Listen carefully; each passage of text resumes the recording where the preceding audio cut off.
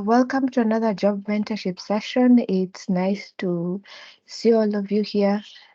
So today's session is on cyber threat intelligence. And some time back when we had, was it George? For our session, he touched on threat intelligence as one of his topics, but we didn't go into it. So today we are joined by John Kuria, who will go into what cyber threat intelligence is, info on it, and the kind of sources or job opportunities in cyber threat intelligence and so on. So I'll give a brief introduction on who John Kuria is, and then he can go ahead and take over from there. So John Kuria has been working in the cybersecurity industry for over 5 years now. His focus and passion in life is in research and analysis in the field of threat intelligence and adversarial tactics. He's currently working as a senior SOC analyst at Serianu Ltd. So, John, welcome. Karibu sana to the Cyber Shujaa job mentorship session. And yeah, you can take over from here. Okay, thank you, Hope. I really hope I'm audible. I hope my speaker is on point. Yes, it is from my end. Okay. So thank you so much for having me. It's a pleasure to be here. I love talking about cybersecurity and things that I love. As has been mentioned, yes, my name is John Kuria. I have now over 5 years, beginning this year, experience in cybersecurity.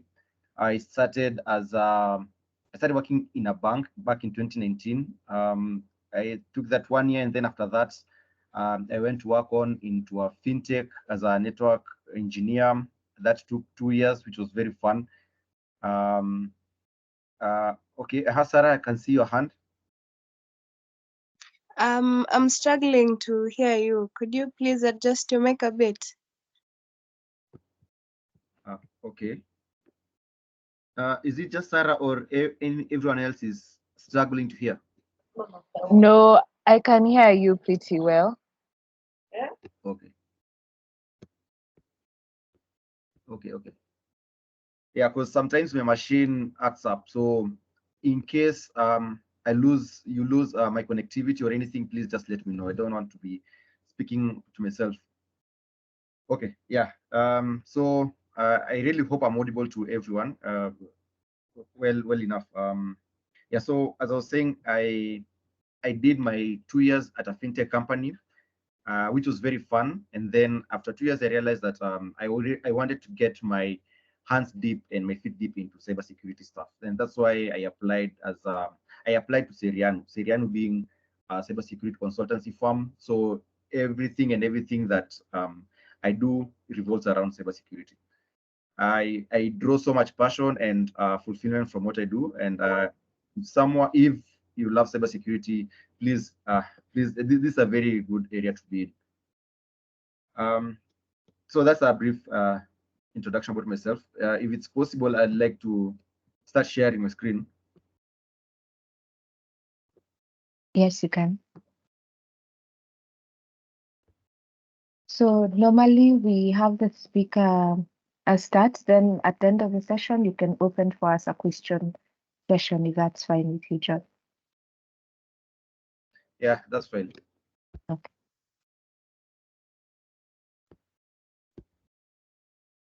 Sorry. I think I'm sharing the wrong window.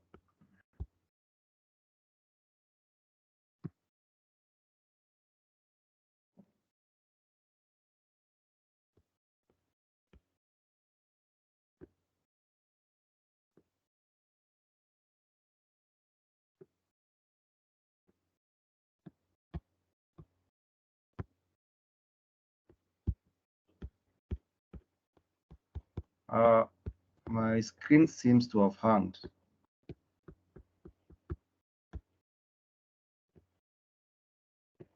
Okay. So we can give you a few minutes. If it doesn't work, I think I have a copy of the slides.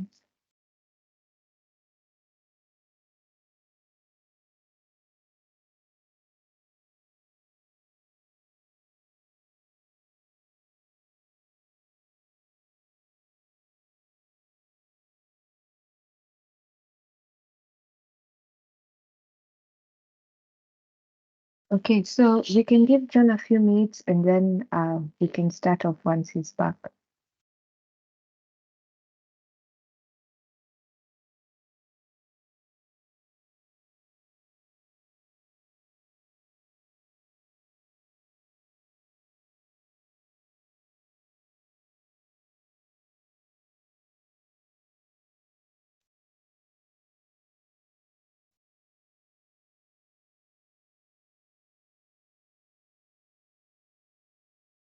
Mtupe chai ya wageni while we're waiting.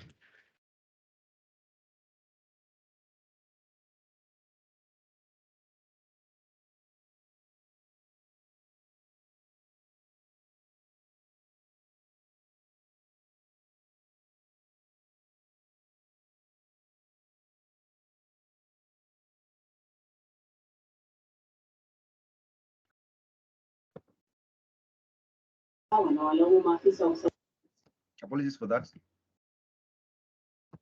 I hope I'm back. Yes, you are. Have you started sharing your screen? Not yet. Okay. I'm still.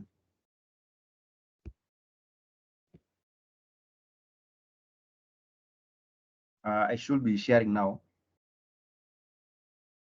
You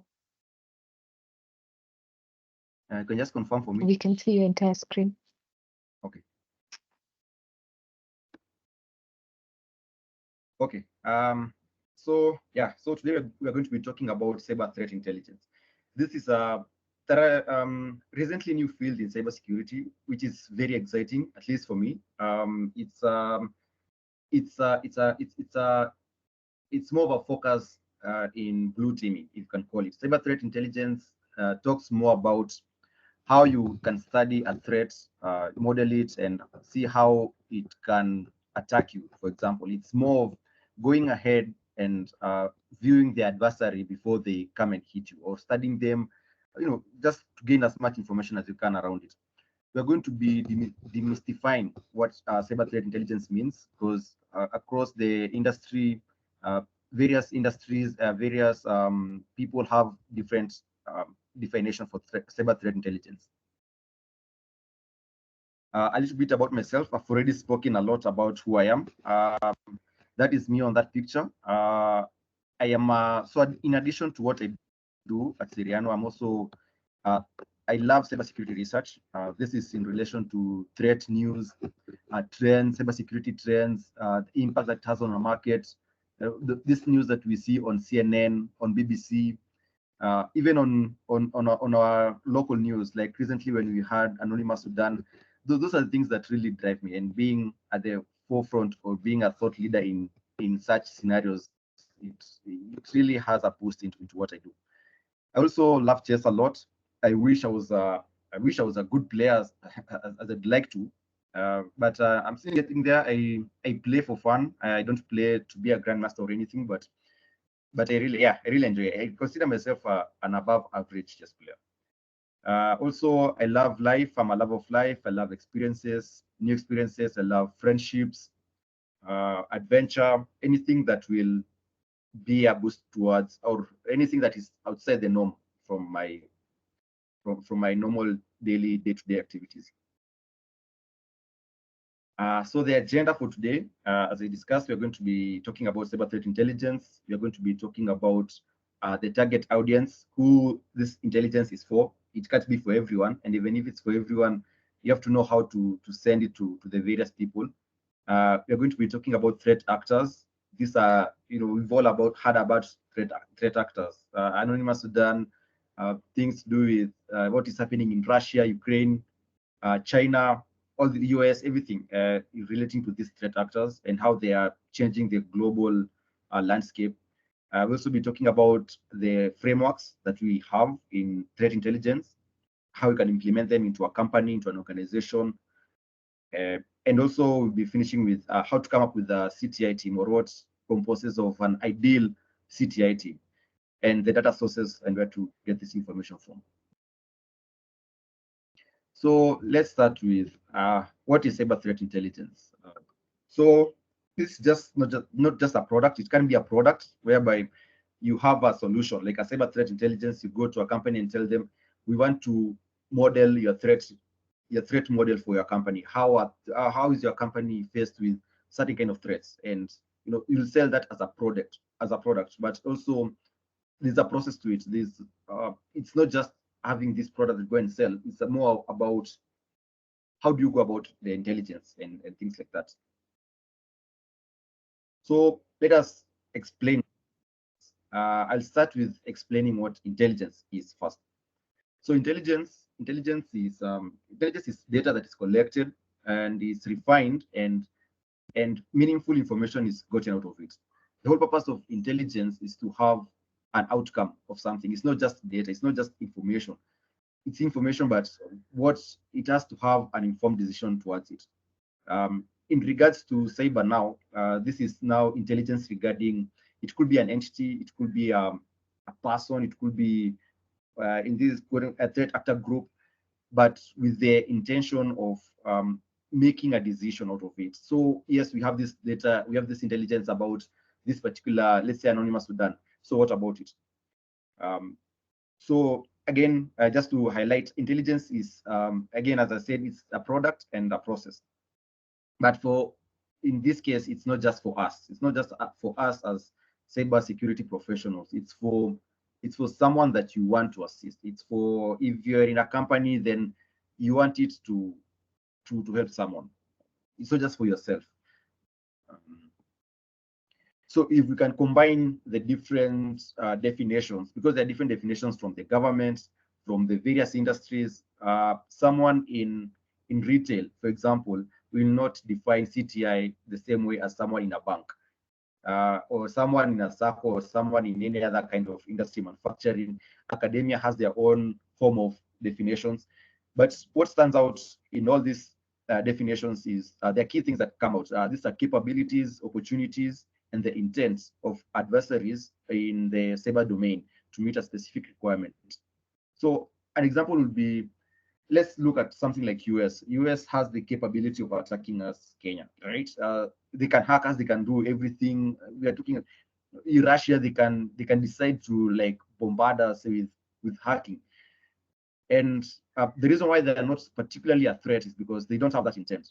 They don't have the intent of hacking us. So what will they be getting out of it?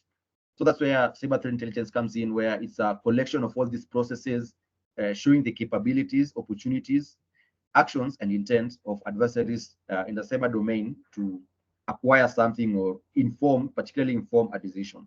So the focus is on someone else. It's not on us. I'd like to reiterate that point because we'll be seeing it later on in this presentation. So yeah, the target audience. So who is consuming this intel and what are their pain points? Just reiterating again what I've said, intelligence is not for us. We know all this information, but we want to send it to an industry so that they can change something about it. How we send that information will really matter, depending on who the audience is and how they consume that information. So the number one key is to sharing threat intelligence is to know your audience. There's nothing as bad as just generating information, or like the way I'm talking here right now, and it's not going anywhere. It's like UDP. UDP just send information. I don't think that's how threat intelligence works. Intelligence works whereby there's a form of feedback. You can approach like something like a hospital. A hospital, you may want to go and get to know what are their pain points, what is their challenge, what keeps them up at night. As from a SOC perspective, we might be thinking, hackers, people getting into a network, people going, stealing information, all that. But to them, not necessarily, that may not be intelligence for them. For them, intelligence will be like, maybe today I won't be able to operate this machine, or maybe, things that actually impact them on a really day-to-day basis. So that's why it's really necessary to gather intelligence requirements from them. You approach them, you tell them, how can I help you? How can my intelligence be of use to you? Instead of just sending them information. This is something, we learn the hard way. Coming from where I come from, whereby, you may just be sending something to someone and, nobody ever opens it. So gathering intelligence requirements will help avoid the self-leaking ice cream problem. This is the phenomena where, you're just leaking your own ice cream. It's like you're consuming your own intelligence, and it's not helping anyone. It's just for you and you only. The whole purpose of having all this knowledge and intelligence is so that you can help someone, so that you can change the world in one way or another. So we create intel for other people and not for ourselves. So we ideally, through these processes, we try to identify the gap analysis so that we can identify their pain points. Sometimes, yes, once you go and sit with, let's say for a client, for example, you might listen to what they are saying, and then you might have the solution. And that's where now you identify the gap analysis, what to address, what are their needs, and then now you go and fix that in relation to how it will help them, because the ultimate goal is to create threat intelligence that you don't want to go and tell someone of just anyone that Russia hacked Ukraine. Okay, yes, it hacked Ukraine, but how is that going to help them? Or how is that going to impact them? But if you went on to say how it's going to impact the trade, the global trade market, how it's going to impact the shipping companies for them to import certain said goods, that will try to make some sense to them. That's now. And then even in all that, you have to know what kind of information. Is it too much information? Is it too technical information? Things like that. So I've also applied this picture here because when you go to a SOC, most people tend to use these threat maps. You see US hacking, Europe, you see China, I don't know, going where, to Asia, Brazil, but they're just maps. They're just graphical information. So this, just as a by the way, this is not something to show to this is not intel. This is just something to, it's like a flower on the wall when visitors come to see the SOC and things like that. It's not intel. People in so many ways confuse this as threat intelligence, which is not. So you have to identify your audience type. The audience type are categorized into 3 types. There's the strategical audience type. This is now mostly made up of the C-suite, the executives, the high-end decision makers, the CEOs, the COOs, CTOs. These are people who are not very much interested in the nitty-gritties of anything that happens. This is someone who wants to know how will this information affect my business. So yeah, I like using the example of a hospital. A hospital, in most hospitals, the people up there, they are doctors. They are people with PhDs. They are people who are very much in their field. So when you go and tell them something like a botnet, they'll be like, "What is that?" So you have to know how to translate that information to their knowledge and how it will impact their business, and not necessarily the nitty-gritties about it. Then you have your second layer of the audience, which is the operations. The operations is the people who are in mid-level management. For example, these are like SOC leaders. These are like IT admins. These are people who they are leading certain entities or groups or operations. These are people who have an influence in the decision of how a certain process will be run or how something will be implemented. They have access to configurations into let's say if it's a SOC SIM or a particular any application or network. So you can send them this information in regards to identifying the gaps that are in those devices or solutions. So if it's like a vulnerability, for example, a vulnerability to do with like AnyDesk, for example. So these are the people who send them those vulnerabilities so that they can go and patch it. This is not something that you send to a CISO, because a CISO will be like, okay, yeah, so AnyDesk has so how is that? I think you get what I mean. So yeah, so you need to, whenever you have an audience that you want to send this intel, you have to categorize them in those pieces. You don't just send them any kind of information to everyone. And then thirdly, we have the tactical, or I call this the very technical people. These are the people at the SOC. These are the SOC analysts. These are the incident responders, malware analysts. These are people who want information. They want details. They want the juice. They want to see the IOCs. They want to see the GTPs. How do they go about it? What are the malware signatures? What can I change? What are the hash values? Like the actual process methodology and everything that goes in around, let's say, a threat actor activity or an adversarial activity that went on. So once you have that, because for a technical person, you don't want to send them a very high-end report, like something, they want, again, they want the actual details, something that they can implement and learn from. So with that, let me jump into threat actors. So threat actors, these are people who, they come, they affect you, they're here to stay. We didn't ask for your permission.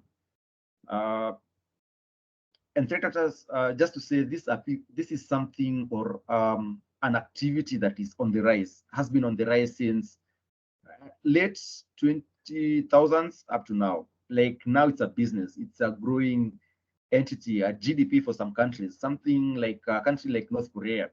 They build, the actual GDP is built on hacking activities. These are people who go on to hack financial, like their purpose is for financial, they are financially driven entities, threat actors. They want to go steal money. These are very interesting case of Baghdad. I think it was a bank in Baghdad which was stolen for billions of money. So these are people who are dedicated. They're sponsored by the government to go and look for money for our country. So again, that changes a lot. There's so many things in regards to the motivations for threat actors. There's financial gain. For others, it's notoriety. They would just want to be noticed.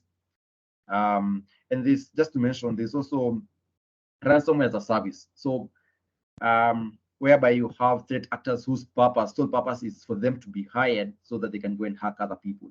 It's a business. It's on the rise. This is data from 2022, and you can see the figures there. Obviously now they have shot, because again, with everything going online, everything being digitized, it's like it's their play field. They just want to go, and you are basically operating on their field. In total in 2022 there were 3,500 total groups, threat activity groups. UNC means unidentified threat actor groups. FIN groups mean financially driven groups, and then you have APTs. APTs are advanced persistent groups. So these are people who will come and stay in your network for a very long time, and they might not even know why they're there, but they just want to observe. They want to see everything else that is going on in that network, or even in that government. So like for example, like, and I'll just give an example on a random thoughts, like eCitizen, for example. eCitizen being a Kenyan platform which operates all Kenyan services, government offered services. So you can imagine if there is an attacker there, they wouldn't just want to go straight to immigration and cause havoc. They want to sit there, they want to observe everything that operates within Kenya. They want to see, also, these are the people who issue, if it's certificates, if it's criminal, whatever, if it's licenses, passports. Okay, I think you get the gist out of it. A very good example, if I can use, was Sandworm. We'll talk about Sandworm in a later slide, but Sandworm, I hope I'm still audible, by the way. Someone can just confirm for me. Yes, you are still audible. Yes, yes. All good. Okay. So Sandworm, this is a threat actor group that is based in Russia, and they attacked Ukraine. And for them to attack Ukraine, they didn't just go ahead and attack them at once. No, they went and got into their network and stayed there for a very long time, months. They just stayed there to observe. They didn't even know what they were looking for. They gave an example of like someone walking into a room, and you don't particularly know what you're looking for. You don't know where the safe is. You're not even looking for the safe. You just want to be in that house. You want to know what are the rooms that does what. And then once it reached to a point where they realized this is the critical infrastructure, this is the backbone of everything, then they were like, okay, let's just appear. So the reason why they're called Sandworm is because, as a Sandworm is a mythical creature which comes from Dune, which operates and runs underground in the desert. are totally undetected, but once they appear, then they cause havoc and damage to everything. So that's what they did. They went and stayed in Ukraine networks, government networks, for a very long time until they identified a critical infrastructure. And then once they attacked that, then the economy was crippled, quite literally crippled. So what do they target? Top industries, there are people who target governments, the people who target businesses, financially driven. There are people who go for tech, like, for example, Microsoft. Everyone, okay, not everyone, but most entities use Outlook. So if they can hack Outlook, then they obviously have so much access into so many other things. And obviously healthcare. Healthcare, I believe you all know the story of WannaCry. It's a certain industry which has dire consequences. When it leads to people dying, you literally hold people to their throats when it attacks healthcare. So these are the threat actors. Yeah, I've talked about Sandom. Sandom is a very renowned threat actor group, very severe, very dire. They operate in Russia. Once they come out, they don't just come out. You don't just normally hear about them any other day. But once they do come out, then you will definitely know why they're out there. We have APT28. There's so many threat actor groups. These are just some of the actor groups that I chose to highlight because they're out there causing havoc. APT29, this is another espionage group that operates in North America. Attacks institutions in Europe and North America. APT42, Fin7 for financially driven. Cozy Bear, Fancy Bear, these are again in Russia. It's just a hub for all these groups. We have Lazarus.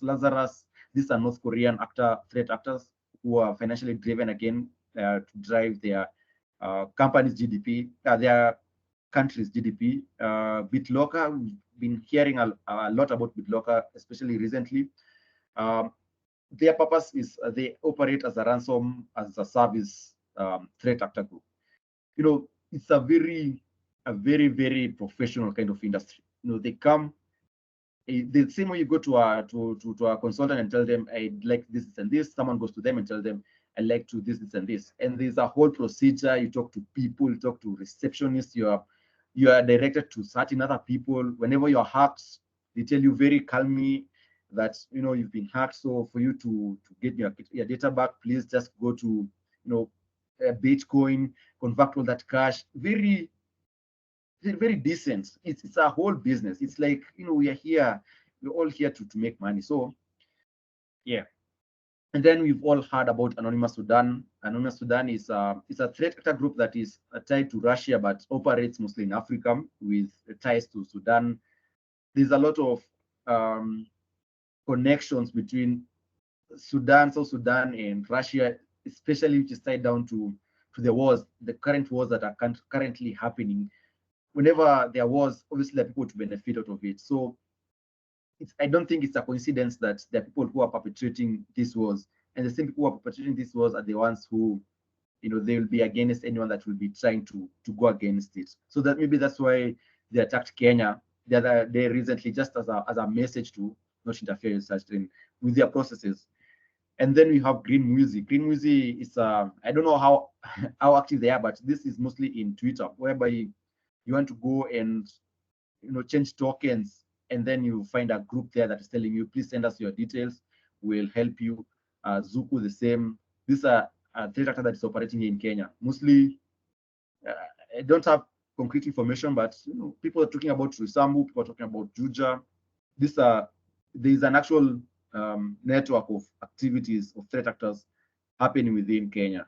So that's just something I don't know if they're that much impactful, but hackers are hackers. So long as you send them sensitive information, then yeah, they can be used against you. And then so you have to understand your threat actors. What are their motivations? The people who are driven by profit, ideologies, satisfaction, discontent, activism. So there's this malware called Pegasus, which was developed by NSO. NSO is it's a malware developer in Israel, and Israel is really at the top front of all this cybersecurity news and everything. They're very well advanced. So Pegasus was a malware that affected phones. And once you're sent, and this is called a non-click kind of malware, whereby it doesn't require you to click on something for you to be infected. It just requires someone to send you a message, and then that's it. You're hacked. Someone takes control over your phone. They're able to listen to your calls. They're able to see your messages. They're able to see your camera, access your camera, and all that. It's very sophisticated, very expensive, very advanced kind of threat activity that is mostly done through state-sponsored activities. So this is just hypothetical, where a country whereby there are no laws or people who don't like talking against the government, a government can easily go and hire such a malware activity like Pegasus and attack these people, these activities, these activists or activists, basically people who speak against the government or something like that. The reason why it's very high end is because it's very expensive again. So these are things to look at. Me as an activist, what are my threats? Am I liable to be attacked through Pegasus, for example? So also, if you're running a business, you want to understand what industry am I operating in. If I'm in the textile industry, these are things to do with imports, exports. What are the threat actors relating to that? Who are my third parties? What's the supply chain? I use this example of Mask, which was the container company, which was hacked, and it brought the whole global into a standstill because there were no imports. So whatever industry that you are, you want to identify who are my parties, who am I in business with, and what are the motivations for these actors. So you also want to have controls around these threat actors. If something comes out, because most of these threat actors have the same kind of tactics. They use the same tools. They use the same signatures. So you want to collect all that and feed them into a security tool, for example, like a SIM or an XDR, something that will be able to capture all that signatures and prevent such an attack. Obviously, training your people, training employees around all these things. Just information matters. Just giving them information that this and this happened, it could go a long way. So let's talk about frameworks. Frameworks. I like frameworks because frameworks they are structured into how you can implement something. You don't have to have the exact technical bits to do something, but if you have a framework, it will be able to guide you into meeting those targets, meeting those checks. But does it work all the time? I don't know. Today, for threat intelligence, we have 4 major frameworks. This is the diamond model. This is the pyramid of pain. We have cyber kill chain and meta attack, which is the most renowned kind of CTI framework. So the diamond model. The diamond model talks about an adversary, a victim, the capability, and the infrastructure that they're using. So anything and everything and how an attack can happen can easily be put into this diamond model, whereby you have this particular adversary groups, the ones that we've spoken about. If it's Lazarus, who are most of their victims, you'll be able to find a very correlation across all the attacks. They maybe use the same kind of capability or TTP, and maybe they attack a certain kind of infrastructure, and possibly the kind of victims, they might be in the same kind of industry. Maybe they have the same kind of similarity to property, for example. And so with this you're able to create. This is how actually our activity groups are formed, because you find there are so many overlapping layers.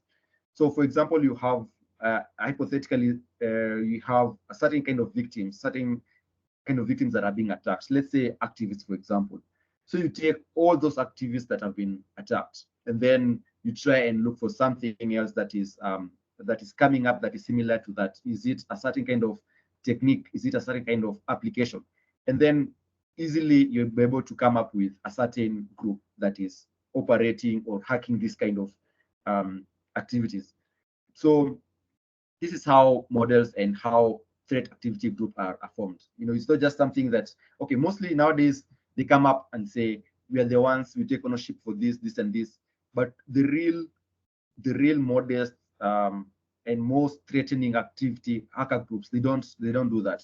You spend months and even years to try and come out with and even identify them and their activities, because they don't want to be seen. They want to maintain as much anonymity as much as possible.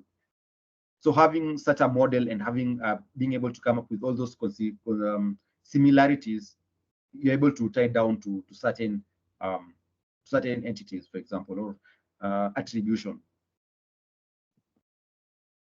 And then we have the pyramid of pain. The pyramid of pain is basically trying to make the attackers work very hard for them. So if let's say, for example, they use certain techniques, for example, changing a hash value, for example, that will be trivial. Like that will be very easy. It can be able to jump into another hash value. But when you go to IP addresses, let's say you've identified a certain malicious IP address that is constantly attacking. Once you blacklist that IP, they can change to another IP, but it might be a little bit harder for them. Again, now you jump again to domain names. So if there are people, if there are attackers, they're using a certain kind of domain name which is associated with that activity group. Once you blacklist that domain name, it becomes harder for them to change to another domain name, because to own a domain name, it's a process. You don't just come up with any domain name. And also there are certain security measures which they don't allow new domain names, for example. So if a domain name was created like in 1 month or 3 months ago, they don't want anything to do with that domain name. So the more domain names that you blacklist, the more easier, the harder it becomes for the attacker to attack you, for example. And then the network or host artifacts. So if you're able to identify certain signatures or tools, I'll just combine this with tools. Most of these attackers use certain kind of tools. I'll just use an example. Like let's say you usually use Nessus or Nexus to scan something, and then it's detected by a SIM or an XDR that you're using Nessus. It will automatically block that tool. And unless you have a myriad of other tools that want to serve the same purpose, it should be very difficult for you to gain access to that. So let's say another network detects that you're using Babsuit, for example, and you're trying to attack a web application. Once it detects that and blacklists that Babsuit, again, it will be very difficult for you to find another tool that will serve the same purposes as Babsuit. And TTPs is the toughest of them, because most of these people use the same tactics and procedures. You'll find it's always the same. Maybe they go use a certain phishing attempt, certain malicious link, and once you identify that they usually gain access to a network through phishing, and you blacklist all form of emails to do with malicious links, then you've cut them off. And then we have the cyber kill chain. So this was developed by Lockheed Martin. It was mostly used in DoD or Department of Defense, because it's something that mostly used in military, but most enterprises are adopting it, because the processes and procedures, they really apply to everywhere, whereby you have your reconnaissance, someone checking for all that information, and then once they have identified a vulnerability, they weaponize something against that vulnerability. And then delivery process. The delivery process, this is the chunk of the activities, because especially nowadays with security measures all through, delivery, I think, is the part where most threat actors will, at least I'd like to think that's where they'll spend a majority of their time, because delivering a malicious entity to a network, it's very hard. You can imagine things like Stuxnet and all this. People spend months just trying to find a way in which you can deliver that package. If it's a malware, if it's with the thing that will actually make the impact in that network. But let's say it gets past and it's through. Then that's where it goes and exploits something. So that's where you'll have your payload. And once your payload is installed and it gets installed on your network, it's very hard for you to go back from there. Because once it has installed, then it means there's remote connection to now the C2.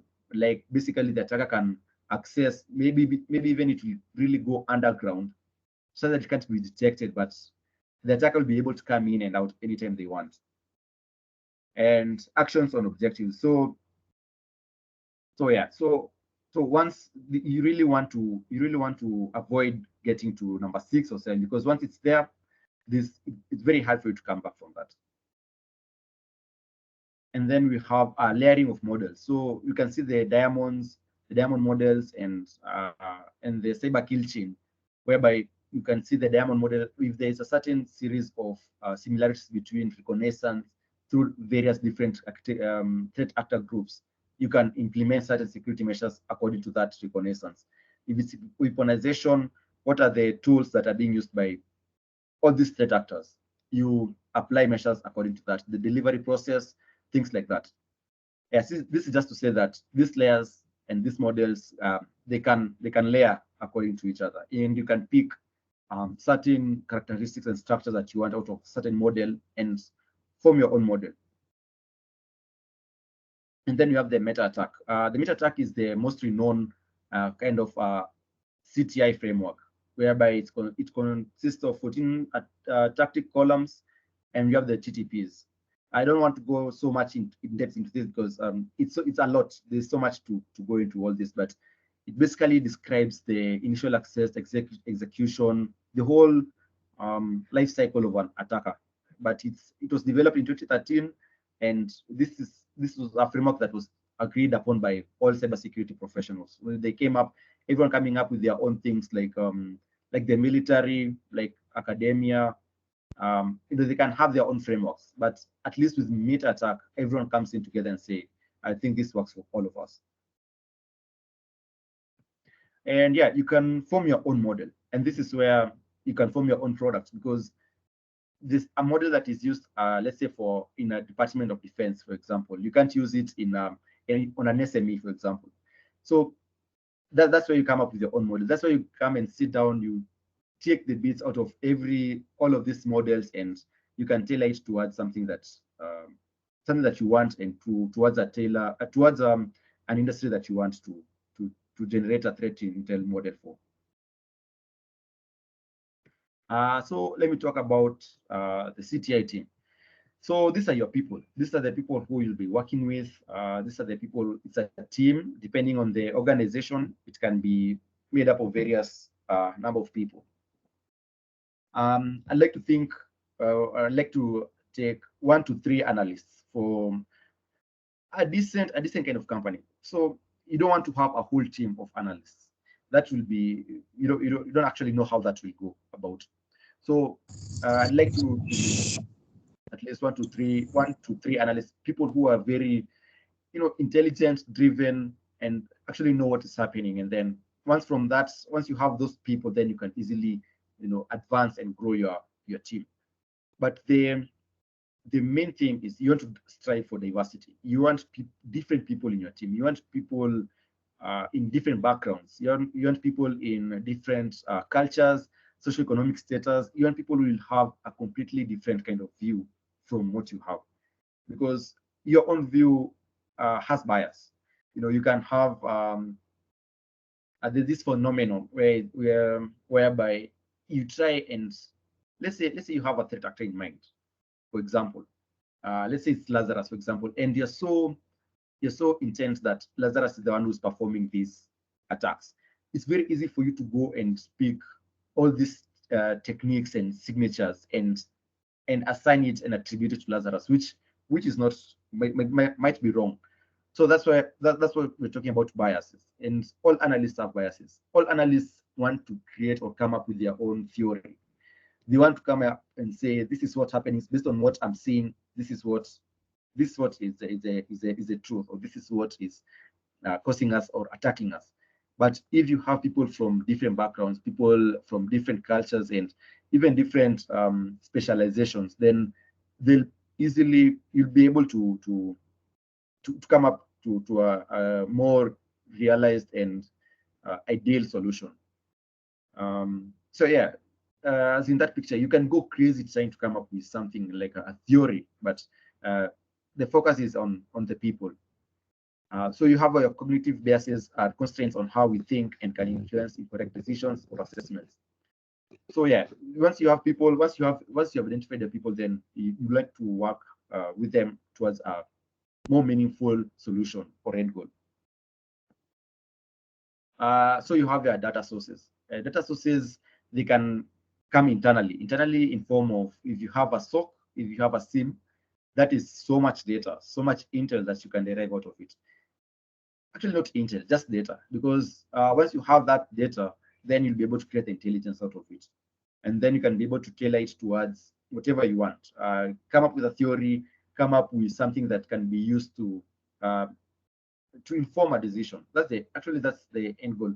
To inform a decision, if you want your people, if you want your clients, or if you want your customer to implement a certain solution. For example, if it's an XDR, then you go to the SIM, collect all this data, correlate it, create meaning out of it, meaning not just for yourself, but also for the client in a way that will make sense to them so that they can come and implement that XDR. That is the whole purpose of CTI. Other platforms are Blipping Computer, Hacker News, Sans. These are people who are specialists in threat intelligence, coming up with intel. And whenever something happens, they're the ones, the frontline, coming up with this information. And malware collection, you can, whenever malware occurs, you want to take it, you want to analyze it and take those signatures and create some rules out of it. There are also malware zoos. I call them malware zoos, whereby they contain this huge database of malwares, where things like VirusTotal, things like AbusDB, whereby whenever you find something like an IP or a signature, you can easily go and counter check out of it. Additional sources include like dark web monitoring, espionage intelligence, domain, Mandiant. These are people who are on the front line. If you are able to get your hands on Mandiant reports, you'll be really, it will really open up your mind in what is happening globally and how threat actors are developing, how threat intelligence is advancing, how it's affecting the world. US, Russia, China, all this, cyber is at the center of it all. And cyber is a realm of war. And also I call it the Cold War in a way, because before they actually get to war, even you can just look at Russia and Ukraine, before they go to war, cyber played a very huge role in that, crippling an economy. So like recently I was looking at Kenya and how the whole country, there were no lights, KPLC went down. Something like that, you can see the amount of impact that can have. So yeah, these are things that you gather from all these sources. Obviously, I can't end this talk without talking about Darknet Diaries. This is it's a ritual for me. There's so many exciting, really inspiring stories out of this podcast that actually affect everyone, and even how you run your things. And ultimately, now once you have all this data, you have your outputs. So outputs can be in form of weekly or monthly or annual reports that you send to your people, to your users, to your clients, to students, to the world, to the market, basically. You want to shape the market based on what you are seeing, what you're observing from your clients and also the world. So this is the ultimate. And again, this will also depend with how you send that information. What information are you sending and to who? You have to take all that into consideration, the executives, the mid-level managements, and the technical people. And with that, I think I'd like to end there. Unless there are questions, it was such an honor presenting this to you. Thank you. Thank you so much, John. So question, we can go ahead and ask our questions now. So you can just raise your hand.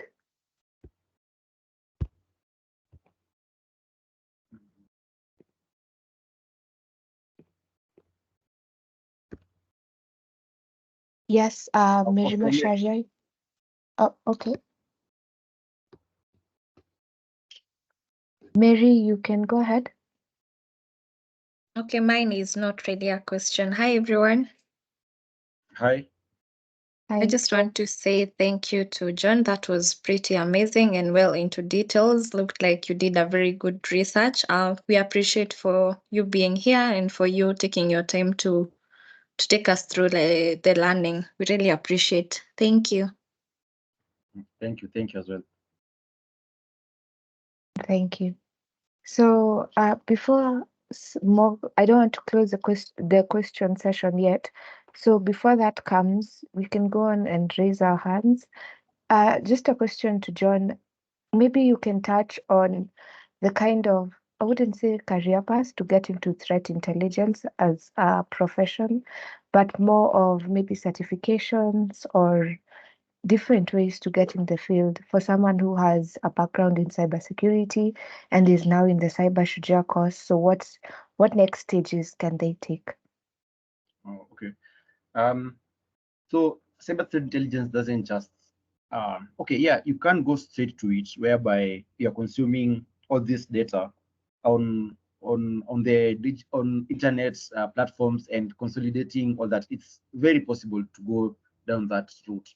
But if you're going the product way, if you want to really create something meaningful, something sustainable, like a product, for example, out of threat intelligence, you'll want to have that background in blue teaming in form of incidents, looking at those logs, looking at those parameters, looking at those source IPs, destination IPs, malware signatures, malware files, the users, the countries, and then because that is what threat intelligence is. It's consolidating all that information and coming up with meaningful intel out of it. In regards to certifications, yes, there's a certification in EC Council for Threat Intelligence. I haven't yet looked at it, but I think it would mostly be talking about what will be talked about through, mostly to do with models, mostly to do with threat modeling frameworks, the threat actor groups or things like that. Okay, thank you for that. So any other questions before I give closing remarks? Yes, John, you can go ahead. So in the same breadth of certifications, can you probably advise on some membership bodies that we should probably aspire to join? A module in regards to threat intelligence. Membership bodies that we should aspire to join. Membership what? Membership bodies, like there are bodies that are probably bodies. people in, yes, bodies that people in various ICT Oh. areas probably come together and join. We have a body that probably people in threat intelligence can or wider cybersecurity can aspire to join. Yeah, they are like you being here. That's the very first body that you can be in. Cyber Shujaa it's really championing in bringing people not just into cybersecurity but also acting as the bridge between the industry and also the learning aspect of it. So Cyber Shujaa, I got into through She Hacks. Funny enough, I really love that network, that camaraderie with the people there. You want to be with people who have the same kind of passion and drive as you. There are also Africa Hackon. Dr. Bright is championing in that. Just beep him, ask him how he can get into this because this is a very thriving industry and people learn a lot. So yeah, so whenever if you just go and Google cybersecurity platforms in Kenya or groups, I'm sure you'll get something that you can join. Yeah, but you have to really look at the professionalism around it, not just any group. You have to look at the end goal. Is it aligned with what you want? In terms of cyber threat intelligence, I can't say there's a group specifically focused on threat intelligence, but maybe something to come up soon. Depending on how things are going, yeah, they should come up. There should be something to do with threat intelligence, like a summit, for example, around that. Okay, so John, are you okay? Yeah. Okay, so I see we Yes, have Lewis. We can have Lewis, then Joseph.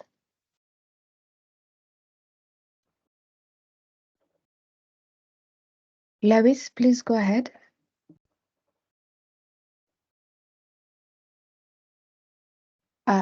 Lewis, your mic is muted. So Joseph, you can go ahead as Lewis sorts that out. Hello, everyone. Hello, John. Hi. So I have two questions. One is threat intelligence a full-time job?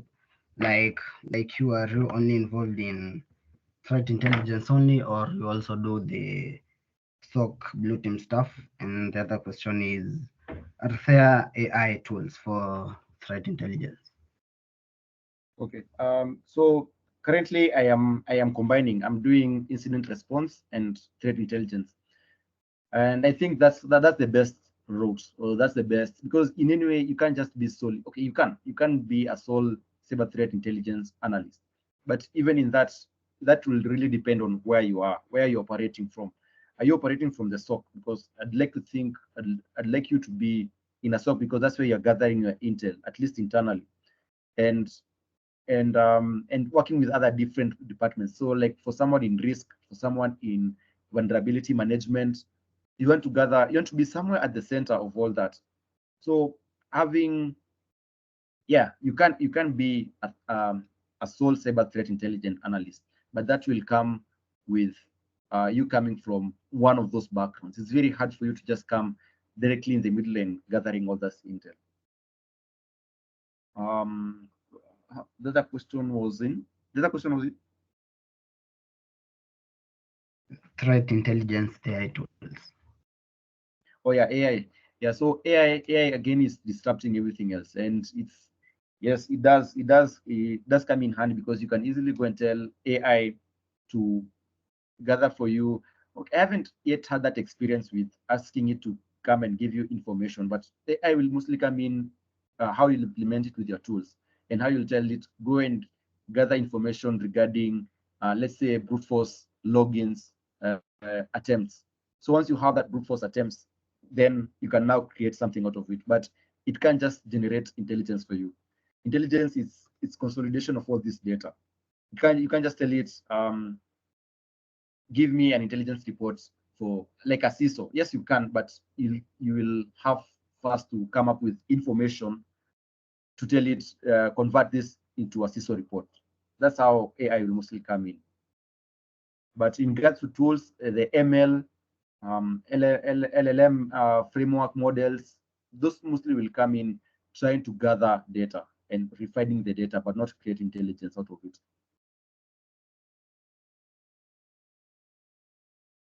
I hope I've answered.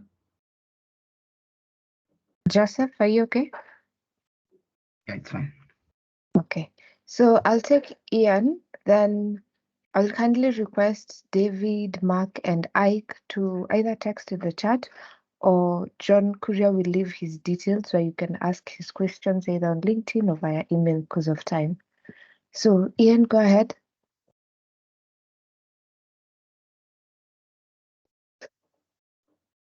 Ian Siako. Okay, David, go ahead. Ian, okay, Ian's mic is on. Yes. Hi, can you? Yes. Thank you for this opportunity. Good evening, everyone. Thank you, John, for the deep dive into the discussion. It has been quite insightful. My question actually has been, it's like the previous guest has already taken out what I wanted to ask you, but if you may talk about what are your views about AI and in cyber security, and also what do you think in general, what is the future of in cyber security? Okay. So thank you. Thank you, Ian.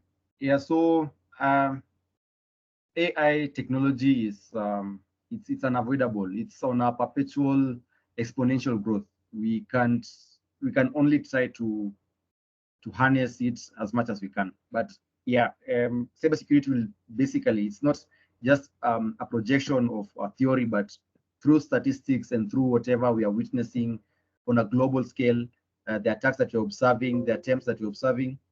Okay, just hold. Let me get my charger. I think it's going off.